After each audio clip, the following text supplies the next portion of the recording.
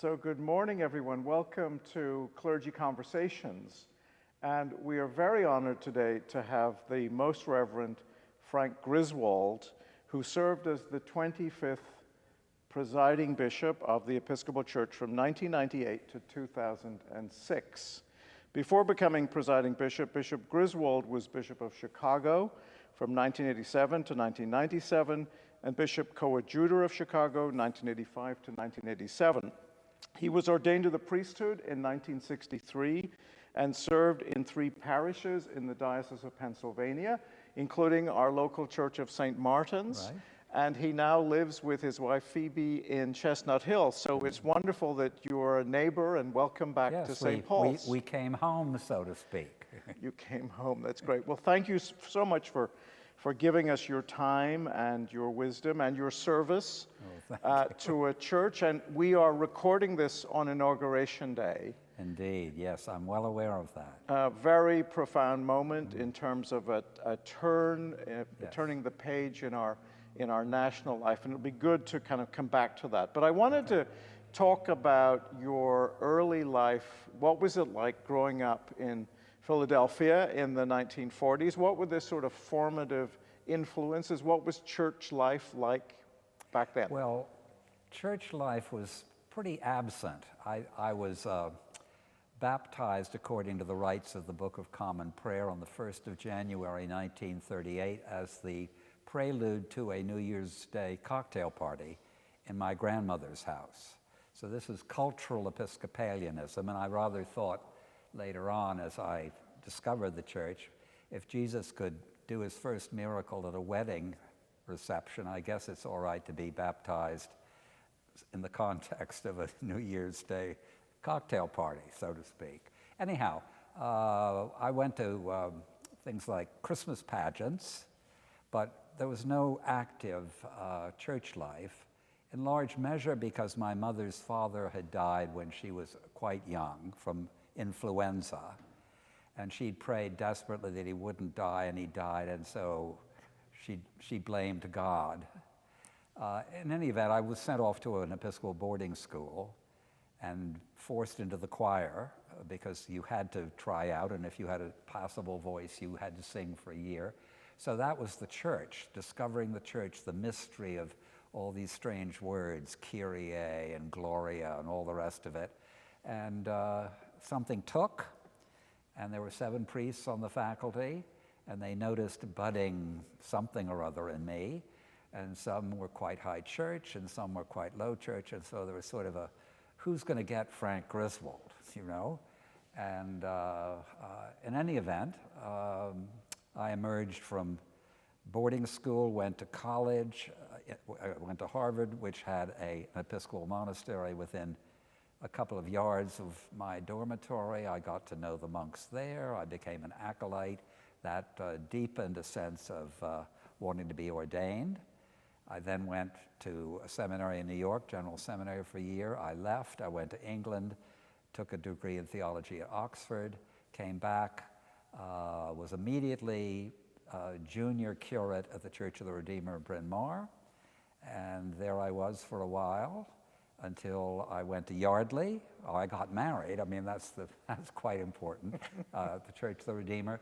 I married one of the godmothers of the rector's first grandchild. Phoebe and I met at a baptism. I like to say, I saw your face reflected in the waters of the font, which is usually when she hits me. But anyhow, we got married, we went to Yardley, we had our 2 children there, and then we, in a sense, came back to Chestnut Hill, to St. Martin's, where I previously, as rector of the church in Yardley, had come to give lectures on the revision of the Book of Common Prayer. And so suddenly I was now in church as the rector of the church I'd come to help explain what this was all about. And so we had wonderful years at St. Martin's, and I thought, I'm probably here till I retire. And then a friend called me from Evanston, Illinois, and said, some of us would like to put your name in as a possible candidate for bishop. And I was flattered, and I had no idea where it would go, and I suddenly found I answered some questions, and I found that I was one of 4 people, and I went to Chicago and declaimed. I had 20 minutes to explain my vision, and I thought, this is pretty presumptuous, since I don't really know Chicago, sitting in front of the diocesan bishop, Bishop Montgomery. In any event, I came home, and the day of the election was the diocesan convention here in Philadelphia, the day that Lyman Ogilvie announced he was retiring. And I knew that this election was going on in Chicago. One priest came up to me and said, "Are you in constant phone contact," because this is before cell phones, with Chicago? I said, "Oh no." I left early, came home. Phoebe was ashen. She said, "I've just come back from the liquor store," because I got a call from Chicago, from a friend there, saying, "I think you better start packing." So Phoebe was a wreck. And then I was home, and we had a daughter who was now at the boarding school I'd attended, and she called, and I was talking to her on the phone, and the operator broke in and said, "An emergency call from Chicago." And I said to Phoebe, "That probably means I'm elected, because whoever has to make the call, if they were calling to say you weren't, they'd be very glad the line was busy, and they'd call later." So in any event, that was it. Eliza came downstairs, our younger daughter. She said, "My life is over." She was 13 years old. She collapsed on the floor. Phoebe looked ashen. A parishioner arrived whom we knew very well, and she looked ashen. But the very funny thing, I mean, this is the divine sense of humor. That evening, I was Snoopy in a parish production of A Good Man, Charlie Brown. And I sat on my doghouse. Now, no one knew what had happened that afternoon. I sat on my doghouse, and one of my lines was, "Yesterday I was a dog, today I'm a dog. Tomorrow I'll probably still be a dog. There's so little hope of advancement." And I thought, there's irony here, and tomorrow morning, Sunday, they'll know what this is all about. So that's amazing. So that's the journey from Bryn Mawr to Chicago. And Jim Montgomery, Yeah. wonderful bishop, Yeah. was one of the 3 consecrating Yes. bishops, and I got to know him as well. What a great holy man he was. Oh, a lovely person. Can you tell us, so we recently had an ordination here. Dan Klein was ordained a priest, and the parish got to see that and witness that. What is it, as you became a bishop and then you became a pastor of a whole lot of priests, and what did you take from those early years of priesthood? My early years of priesthood. I think the most important thing, and I suppose I really learned it moving to Yardley from the Church of the Redeemer in Bryn Mawr. I mean, when you preach at the Church of the Redeemer in those days, and it's quite a large church, it's about the size of St. Paul's, the house lights would dim, and the pulpit would be illumined, and then you would sort of preach. Well, Yardley, the church seated 120 people. And the first Sunday I was there, I pulled out one of my Church of the Redeemer sermons, and I looked out, because I could see everyone. There were no house lights to dim, and they looked sort of stricken and confused. And I thought, uh-oh, something's wrong here.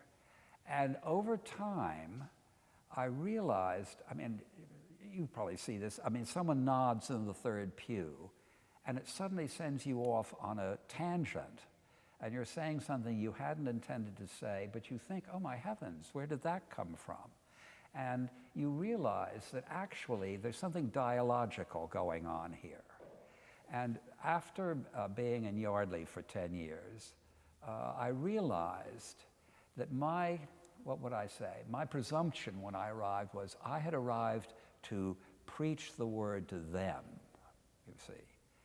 And I realized, as time went on, that actually their function was to shape and form me, that it was both ways. I mean, we are limbs of one body in Christ, and so the limbness extends between the clergy and the congregation. So, I mean, I really feel I was shaped in Yardley. And I'll tell you, the first day I was at St. Martin's, which in those days was not terribly dissimilar from the Church of the Redeemer in Bryn Mawr, a woman came in and she said to me, if you would come here straight from the Church of the Redeemer, this would be your death.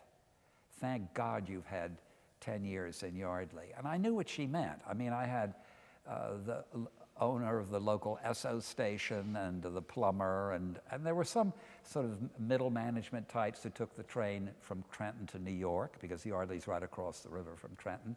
So you had business types, professional types, but you also had very local people, and it broadened my scope. I got over being suburban, in a sense.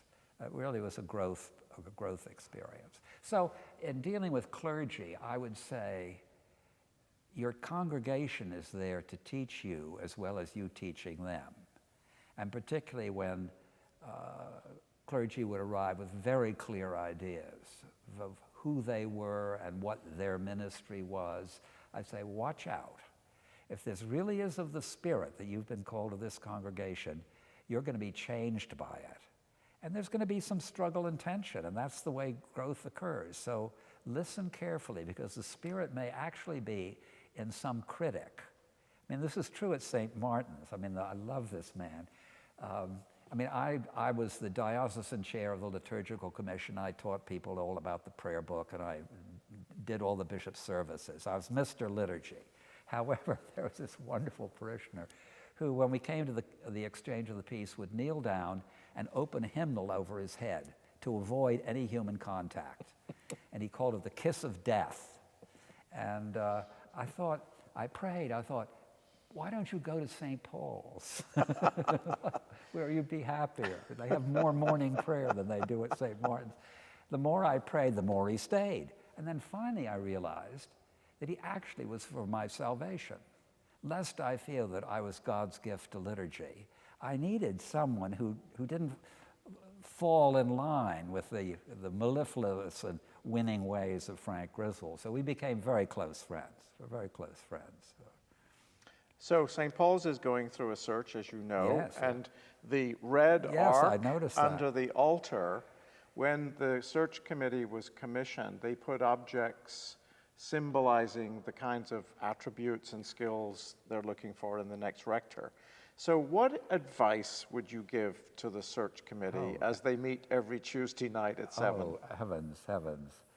I would say probably the person they should have and should really want is someone who really isn't hell-bent to come here. There's someone who is settled and confident, and so whatever you're going to get from that person in any kind of interview, you're going to get the truth. They're not going to try to be winning. I mean, that's the other thing I found sometimes as bishop, that clergy were very misleading. Oh, I'm very collaborative. Well, that's the last thing that person was. And then, the senior warden would come and say, well, it's completely different from, I said, well, these things happen. So probably someone has to be coaxed. I mean, I think a church such as this probably has a pretty strong sense of its significance and its stability. And so a search committee can be a bit imperious sometimes. The fact we're interviewing you is a condescension because, we are so special. I mean, I'm not saying that this is the mindset, but I found that in some of the cardinal parishes in the diocese, a sort of, they should be pleading with us to have them come. And I said, no, that's not it. You're probably drawn to someone who says, I'm perfectly happy where I am, and you're going to have to sell yourselves and give them some sense of what is the challenge. I mean, that's the thing. What is the challenge here? I mean, I think very few people want to sort of inherit something that runs perfectly. Oh, just keep us doing what we're doing. And of course, every priest has their own personality, and so that already is part of a change in the dynamic. But fascinating someone, winning them over because the committee is so passionate about the future or some hope for the future. Mm-hmm. That's very helpful. So you become presiding bishop. Yes. And your leadership is very, it's a very difficult time in the life of the church, because the beginnings of, today we are a very divided country. Yeah. And I wonder sometimes, because the Constitution of the Episcopal Church and the Constitution of the country parallels each other, so there's a little way in which the Episcopal Church may be a little crucible of what is going to happen in the larger community. Have you thoughts on that, that connection between this small but significant denomination and where the country is? Yes. It was a very divisive time. My particular focus was the bishops, and we met twice a year. And my sense was that for the bishops to appreciate one another and perceive themselves as a genuine community of, I'll call it, reconciled difference, or divergent points of view held in some kind of tension that was held by a larger reality, namely being limbs and members of Christ's body, would be important for them in their dealing with their dioceses. And so a lot of what we did involved small table groups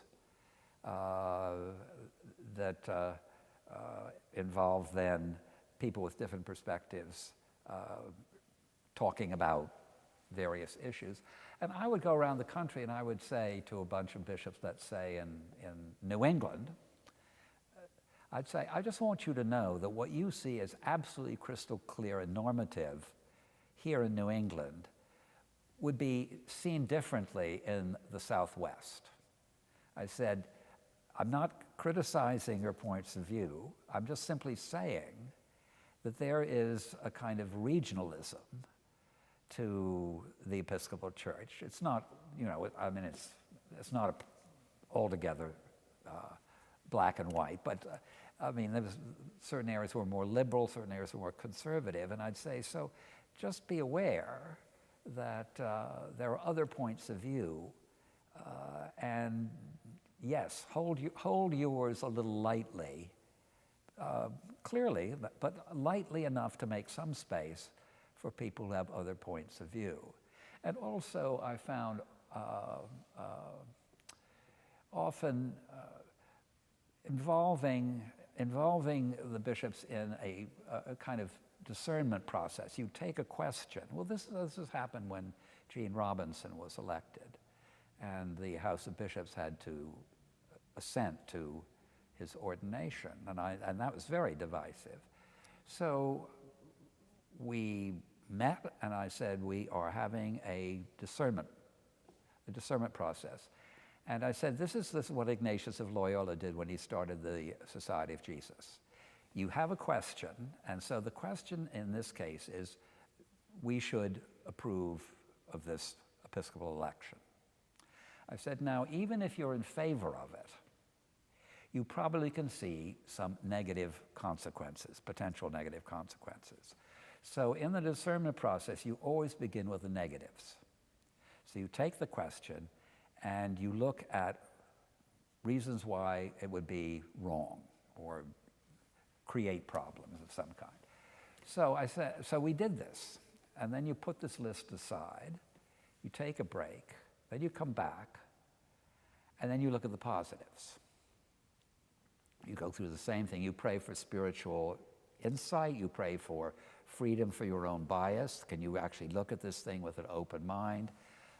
And then you look at the quality. You take these two lists, as it were. There may be 43 reasons why no to something that are all fear-based on what-ifs. and there may be 3 positives, but the positives are so much clearer that you'd say, well, the quality of this is all fear-based, but this seems to be based on confidence and hope and energy. Anyhow, the bishops, the majority, did give their approval. However, that exercise was so important because the bishops who were unhappy knew that the ones who had voted yes could also see some of the reasons they were anxious. So the aftermath was not rancor. In fact, I remember sort of watching this, and several bishops sort of went to other bishops who were on the other side of the question and sort of got down and made it clear that, you know, we're brothers, and, you know, I value you. I mean, they made their own sort of personal reconciliations. Mm-hmm. And so I think if you can approach things that way, it's extremely helpful. The other thing that's very helpful, and I found this particularly when I was dealing with international problems, taking the whole question of sexuality, having to deal with it internationally with primates and others. If you there's a question, let's say an issue, but you don't begin with the issue. You begin with, let's say, who is Jesus for you? And you build a foundation of commonality. And so when you get to the level of the issue, you already have some sense of this person isn't bizarre or, you know, wacko or should be got rid of. You have a sense of, oh yeah, we actually share a great deal. And so the level of disagreement is painful. And it doesn't mean you change your points of view, but something deeper has happened. Mm-hmm. There's a level of communion that has been established that isn't undermined by the disagreement. And I found that very helpful in not only questions of sexuality, but there are other areas as well. I mean, when a congregation is upset over something, maybe the parish meeting shouldn't be, you know, about the issue so much as who are we as Christians and who is Jesus for us, and we're going to spend some time on what does it mean to be disciples, and we'll get to the question later on. So say President Biden called you up and said, yeah. Frank, give us your advice on how to heal the country. Yeah. How would you see this working, and maybe the role of our church in this?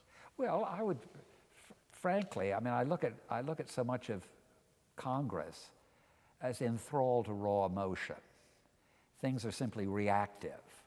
And so I basically would work on some kind of small group discernment process. I mean, right now, I would say maybe take something from the Constitution as sort of, what does this mean to you? And I'd find that actually it meant pretty much the same thing to you. Mm-hmm. I was interested yesterday, I saw a clip of one of the confirmation hearings in which Lindsey Graham asked, I can't quite remember what the office was, but it was maybe the Secretary of State, I think maybe. Mm-hmm. And he asked some questions and found that the person actually answered according to how Lindsey looked at it. And he said, oh, we're really off to a good beginning. Well, I mean, genuinely inquiring can be useful, but you need a ground. Mm-hmm. So I would say if you take something out of the Constitution, and who are we as elected by our constituencies, what does this mean to us personally, mm-hmm. and what does it mean to us as we work together? Mm-hmm. That's something, that kind of an exercise, and then reminding people that they've had it. You know, when things get really sort of intense, you can sort of say, remember when we looked at that section on the Constitution, what was the uppermost value in this moment of high intense emotion? Is this an invitation to sort of take a few moments and simply remember that conversation before we go on with this debate, something like that. Interesting. So you started talking about your work with the other primates around the world, and again, the Episcopal Church was kind of caught in kind of this major culture war going on around the world, and in some ways it was almost a proxy war that was started in the United States, but then was exported to Africa. And so what were some of the difficult experiences that you personally went through during that time? Well, I mean, there had to be a special primates meeting after the Gene Robinson election, and that was extremely unpleasant. Were you blamed for that? Well, you see, in a sense, yes, because in many parts of the Anglican Communion, the primate has veto power. And in fact, I was called before a Lambeth Commission and queried by a very, very intense English bishop who asked me why I hadn't vetoed the election. And I said, I have no power of veto. In fact, canonically, my role as presiding bishop is when someone is confirmed to take order for their consecration. And if I can't do that, I really can't be the presiding bishop. I'd have to resign. That's the role. And he, that was sort of shocking to him. So first of all, I mean, at a very elementary level, the polities in the different parts of the Anglican Communion are quite different. For instance, in England, no bishop visits a congregation unless they're invited. There is no such thing as a canonical visit. So when Jane Dixon in Washington insisted on visiting, I can't remember the church, but it was a church that was opposed to the ordination of women, English bishops were horrified that she would insist on going there. I said, well, she's obliged to by our canon law. So that was one area of difficulty. The other area, quite frankly, is Americans tend to assume that our views are normative. And there is a certain kind of arrogance. And I will say, watching the bishops at Lambeth walk into Canterbury Cathedral, and because I was a primate, I was in sort of, I think, a special section. I mean, the swagger of the American bishops, I thought, oh dear, can't you just be can't you walk a little more humbly? But anyhow, there's sort of a sense that America has imposed its culture in so many places. So there's a real resistance, an anger, and it plays out in the view of the church as well. And so, for instance, if you're in a small province of the Anglican Communion with, let's say, a largely Muslim population around you, you are not afforded the kind of theological latitude that we can enjoy here. You have to read your scripture with the same absolutism with which they read their Quran.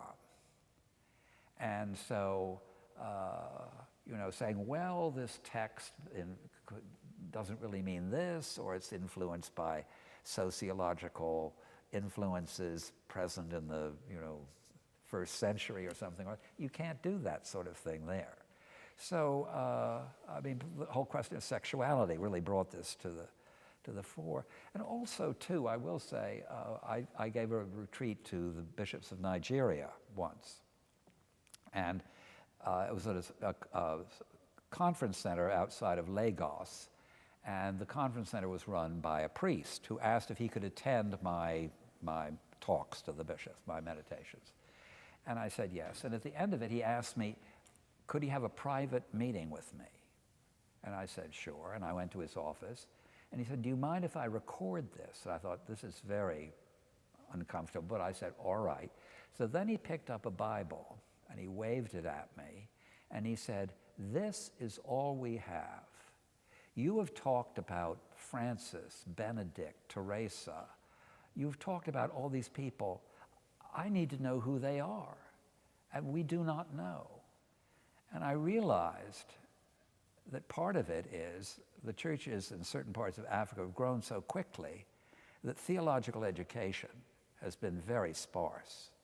And so some of the things we can deal with that are complex, but we can see various ways of coming at it, it doesn't work that way.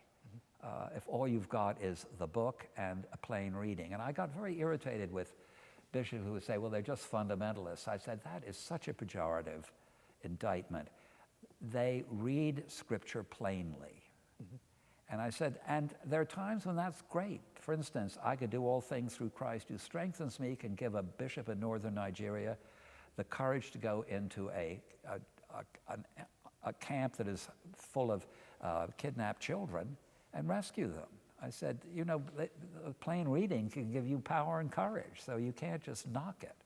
So trying to help people here understand some of what people were dealing with in other parts of the world. I mean, I remember someone saying to me, well, we should just go and get all the gay people in, I can't remember what, I think it was Uganda, and just get them to stand up. I said, they'll be killed.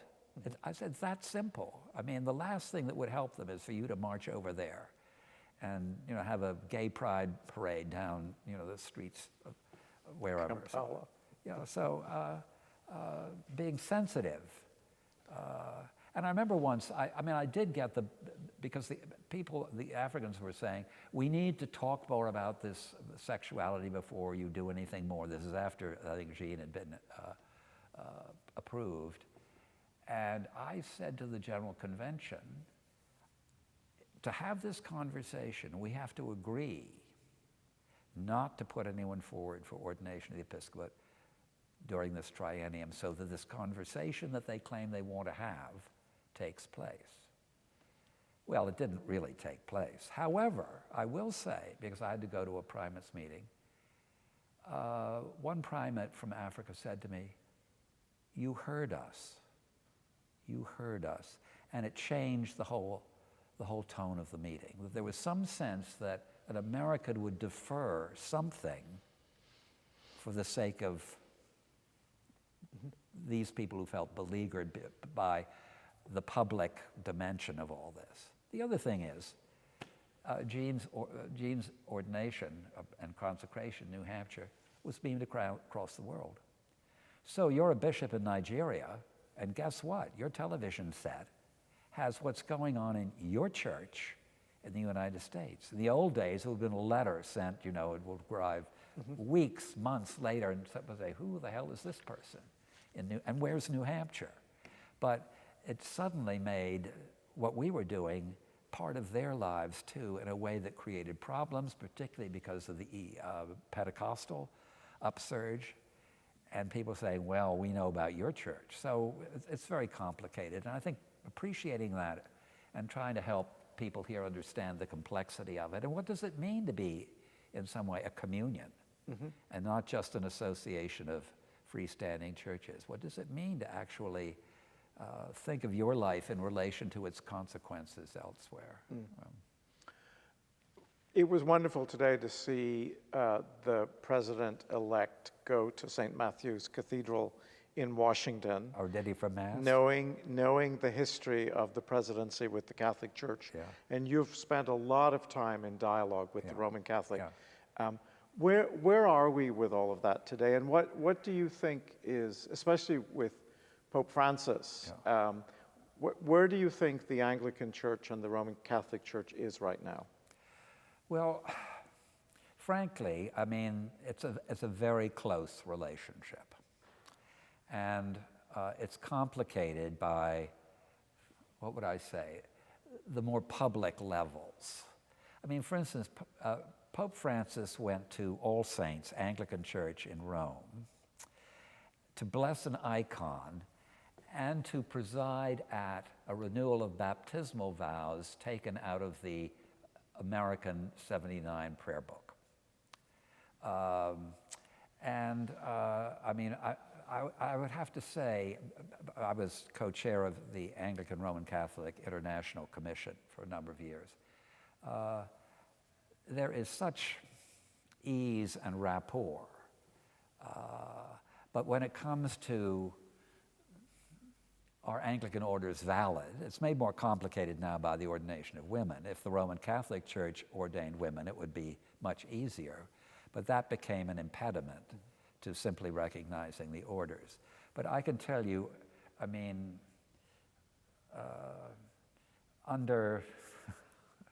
not undercover, but off the stage, the most sort of public stage, there's incredible back and forth and appreciation of ministries. And I mean, I've had when I was consecrated bishop, there was a Jesuit there who, of course, received communion. I've been asked to concelebrate at a Jesuit funeral. I was told, if the Archbishop comes, he'll sit in that chair. If he doesn't come, you sit in that chair. And I thought this is a little bit crazy, but anyhow. Come a long way. So we've come a long way, and I think Karl Rahner once said, there comes a time in the life of the church when it has to adjust itself to what actually goes on in the hearts and minds of the lay people. And I think laity have managed the ecumenical divide very nicely. But there's a certain, what would I say, we all have our institutional pride. And the whole idea of, my separateness from you actually confirms my specialness.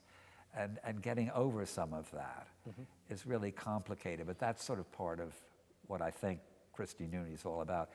There's something called now receptive, I think it's called receptive ecumenism.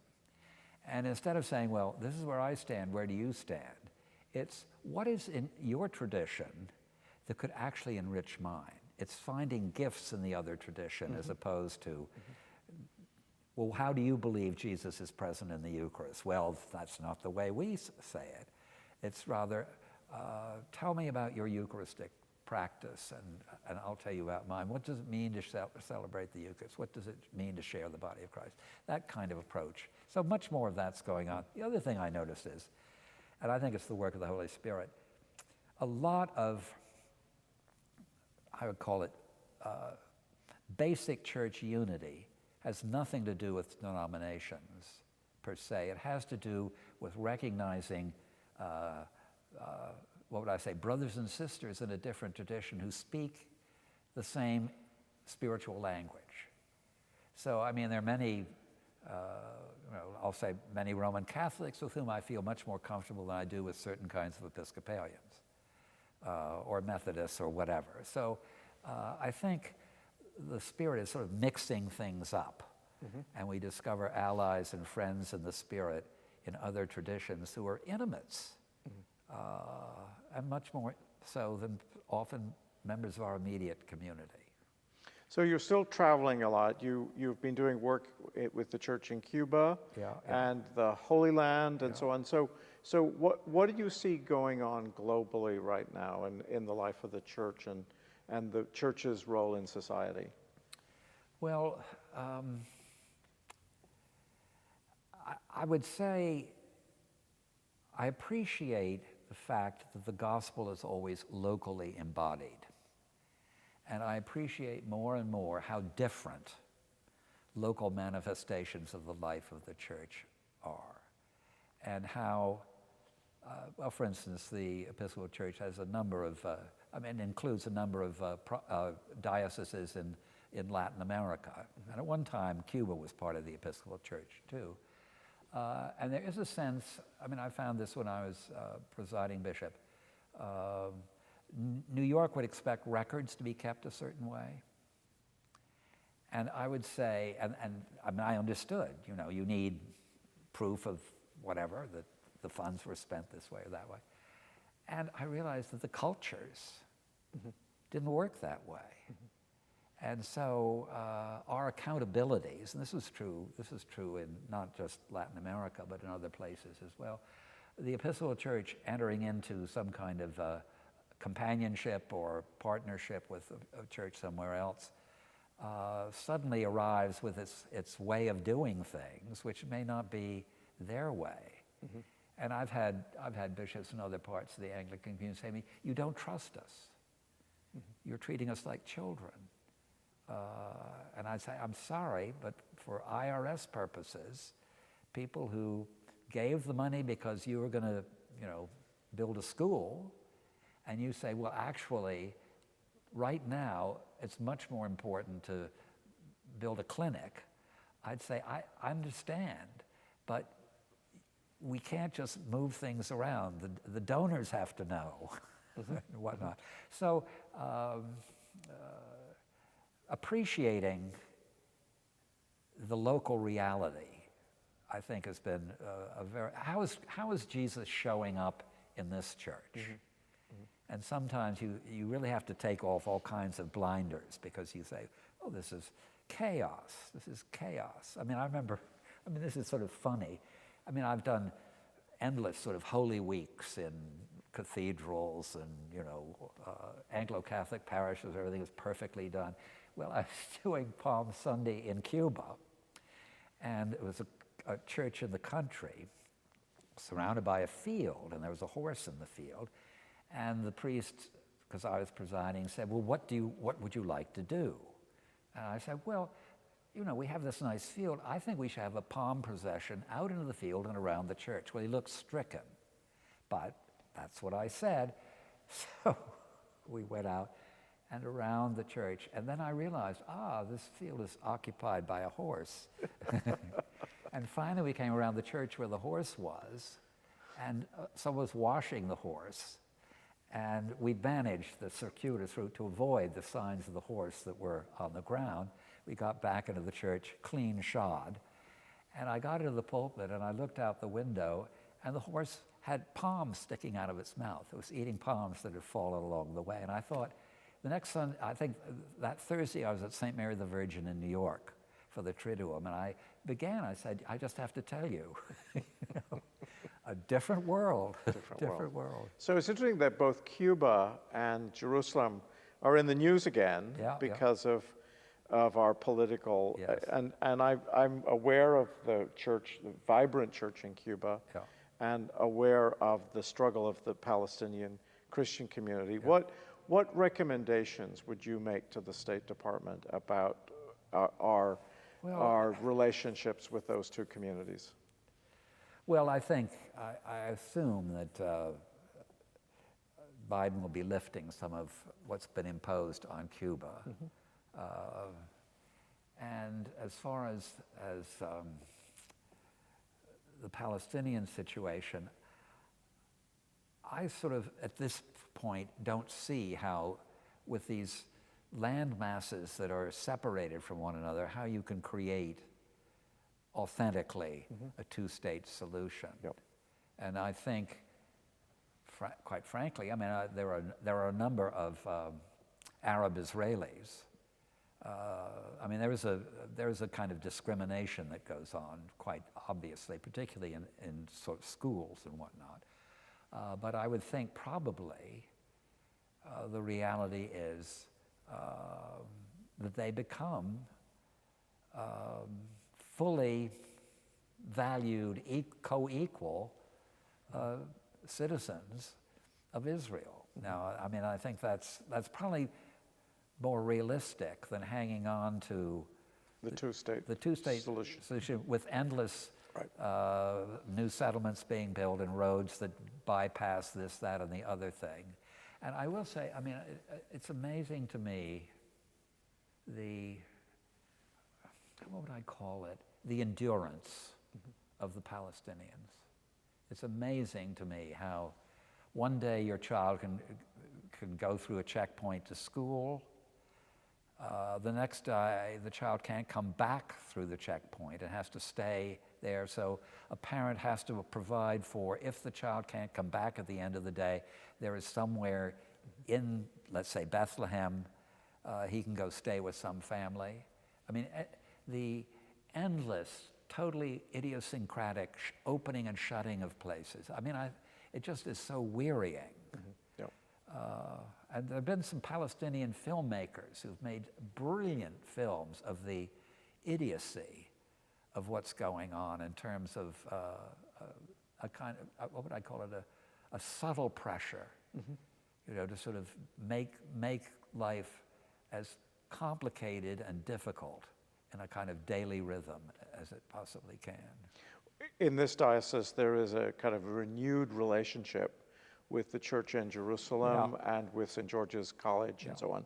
And I'm sure there'll be opportunities for members of St. Paul's and others in the diocese to get engaged. And there's a new bishop who, I mean, I've known all the bishops, and this one is a graduate of Virginia Seminary, and very at ease in both cultures, which I think will be helpful looking ahead.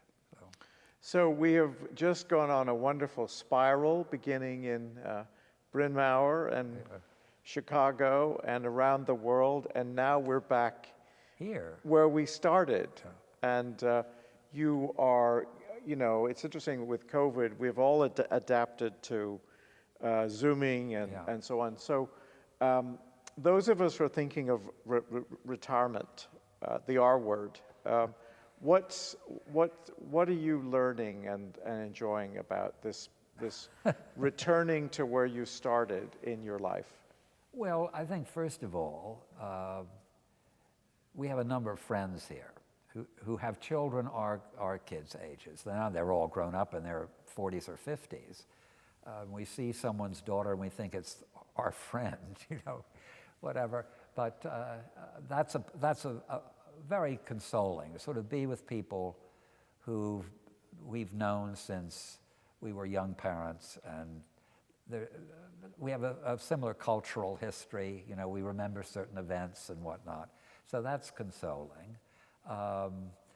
When I was in Cuba teaching on one of my forays, a professor at the seminary in Matanzas, where I was teaching, asked me, you know, what are you doing when you're not here teaching? I said, well, I'm retired. He said, no, a pensionado. I said, oh, okay. So my answer now is, no, I'm not retired, I'm pensioned. And I say it very resolutely so that people are sort of embarrassed of having asked the question. But I will say that COVID has kept me much more close to home, which has been good. I mean, I find as I get older, it's the travel piece that is really wearying. It's not so much the event that you're going to, but the security in the airport, the unpleasantness of flying. I mean, it is really sort of brutal these days. Is very wearing.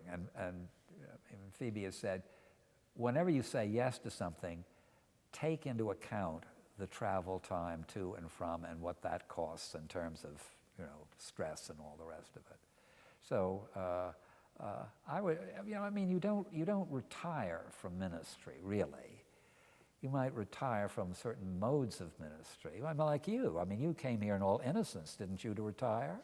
And look what's happened. So, you know, and St. Paul's will get its rector, and probably someone is going to say, oh, now you're free to do something else. So, free at last. Free at last. But, well, thank you so much for I've enjoyed for coming and being with us, and I'm sure lots of questions and comments from our community will come forward. So thank you so much. I'll be Bishop ready on Frank. Zoom to meet the congregation in a more informal way. Thank you so much. Thank you. Thank you.